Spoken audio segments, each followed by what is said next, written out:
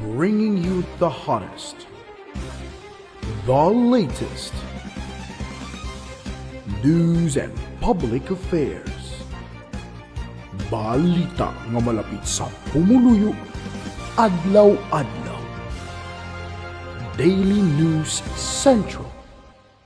Mga ka-daily, mayong adlaw, weather report kita na isubong Webes, Mayo 7. Padayon nga ginamonitor sang Pag-asa ang tropical storm nga hagupit sa guwa sang Philippine Area of Responsibility base sa 5 a.m. report subong Webes.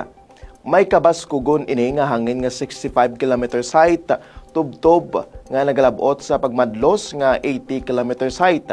Suno sa Pag-asa mga ka-daily, ang mabaskog tubtob gale force nga hangin sang bagyo nagaabot sa 270 kilometers sini halin sa sentro sini. Padayon nga magapa-west siya gupit sa masunod nga 6 ka oras antes magpadulong pa sa west-northwestward sa nabilin nga forecast period.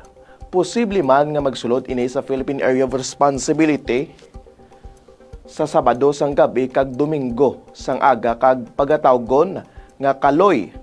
Sa masunod nga 48 oras mga kadili, posible pagini magbaskog ang bagyo antes magluya bangod sang hindi maayo nga kondisyon sa palibot kag mahimo nga mangin tropical depression na lang sa Martes samtang yara sa Philippine Sea.